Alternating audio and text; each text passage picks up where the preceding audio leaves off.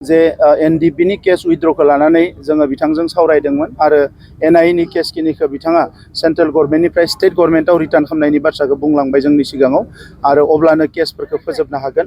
बिनि अनगायैबो गुबुन गुबुन जिफोर डेभेलपमेन्टेल बिसय बबे जिनिसा मा जाना दङ बेखौ खोब मोजाङैनो बिथाङा रायलायलांदों। दिनै आङो मिजिंथिदों गुसुं समनि गेजेरावनो जिखिनि जोंहा एकर्ड इमप्लिमेन्टेसननि बाखि पार्ट दङ बियो थाबैनो सुस्रांजागोन।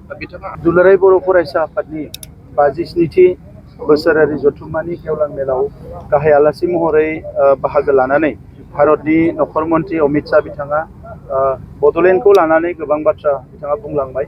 बड'लेण्ड ओनसोलाव रायजो जानाय बर'जों लोगोसे गुबुन गुबुन हारिनि माखासे जेंनाफोरखौ सुस्रांनायनि गोबां बाथ्राखौ बिथाङा बुंलांबाय। बिनि सिगाङावबो बिथाङा गोबांबार बड'लेण्डआव फैबाय आरो जों दायो मिजिंथिदों जे एनडिपि नि केस उइथड्रखौ लानानै जोङो बिथांजों सावरायदोंमोन आरो एनआइ नि केस खिनिखौ बिथाङा सेन्ट्रेल गभर्नमेन्टनिफ्राय स्टेट गभर्नमेन्टआव रिटार्न खालामनायनि बाथ्राखौ बुंलांबाय जोंनि सिगाङाव आरो अब्लानो केसफोरखौ फोजोबनो हागोन।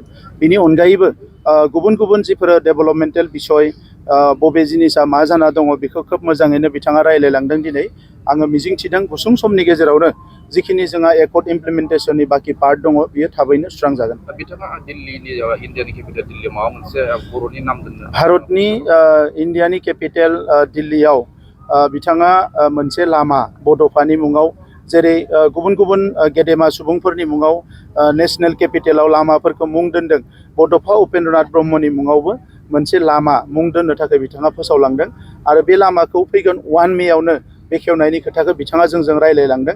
दा जोंनि थाखाय मोनसे गोग्गाथावना बाथ्रा।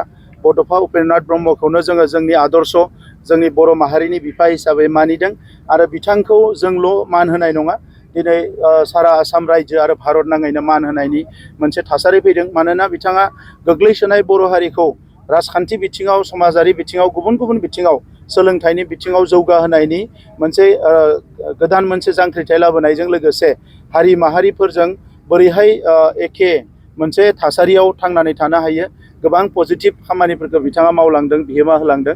दा बेखौ बुजिनानै दिनै नेसनेल लिडारफ्राबो बिथांखौ मान होदों। दा बिनिखायनो मानगोनां नखर मन्त्रि बिथाङा दिल्लीनि मोनसे लामाखौ बड'फानि मुङाव डेडिकेटेड खालामनाय एबा बिथांनि मुङाव दिनै फोसावनानै दोनलांदों।